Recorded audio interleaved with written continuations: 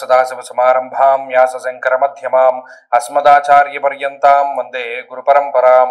జ్యోతిషాస్త్రాన్ని భావితరాల వారికి ప్రసాదించిన ఋషుల యొక్క పాదపద్మాలకి నమస్కారం చేసుకుంటూ, అలాగే నాకు ఈ జ్యోతిష విద్యను నేర్పిన గురువర్యులు జ్యోతిష బ్రహ్మ కీర్తిశేషులు శ్రీ ఈరంకి సూర్యనారాయణమూర్తి గారు, సూర్య శ్రీధవేజ్ఞ గారి యొక్క పాదపద్మాలకి నమస్కారం చేసుకుంటూ, ఓం శ్రీ మహాగణాధిపతి నమః, శ్రీ గురుభ్యో నమః, హరి ఓం.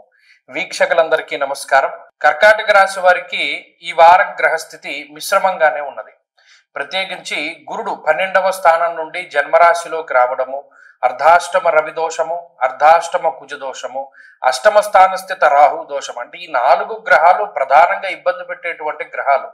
జన్మ గురువు, అర్ధాష్టమ రవి, అర్ధాష్టమ కుజ, అష్టమ రాహు. ఎప్పుడైతే 4 గ్రహాలు కొంచెం ఇబ్బంది పెట్టేటువంటి పరిస్థితులు ఉన్నాయో కొంచెం జాగ్రత్తగా ముందుకు వెళుతూ ఉండాలి. ఉదాహరణకి ఈ గ్రహస్థితి ఏ విధంగా ఇబ్బంది పెడుతుంది?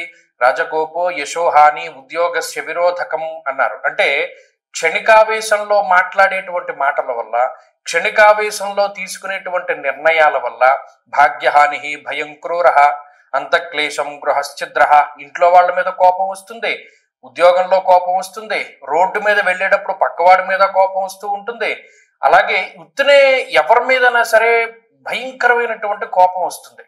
ఆ కోపంలో ఒక మాట విసరడము లేదా ఇంకోటి ఏదైనా చర్యలు చేయడము ద్వారా అది అనేక రకాలైనటువంటి వాటి మీద ప్రభావాన్ని చూపెడుతుంది. ఇది చాలా జాగ్రత్తగా గమనించవలసినటువంటి విషయం.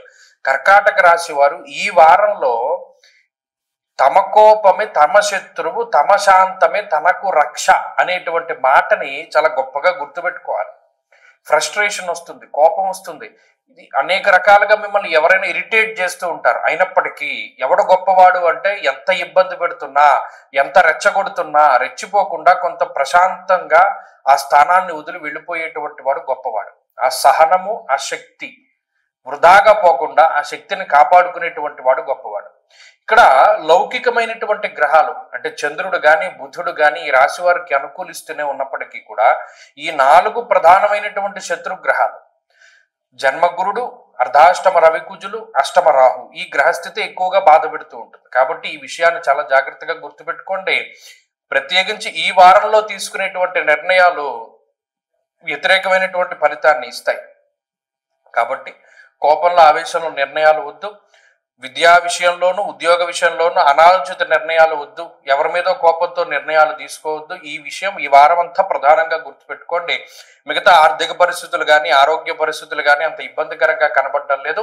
అవన్నీ కూడా బాగానే ఉన్నాయి. ఈ రాశి వారి ఈ వారం మరింత అనుకూలమైనటువంటి ఫలితాలను సాధించడానికై ఎక్కువగా సుబ్రహ్మణ్యారాధన చేస్తూ ఉండడం చెప్పదగినటువంటి సూచన. ఈ వారంలో కలిసి వచ్చేటువంటి రోజు బుధవారంగా చెప్పవచ్చును. అదృష్ట సంఖ్య 5, అదృష్ట వర్ణము లేత ఆకుపచ్చ రంగు. తదుపరి సింహరాశి.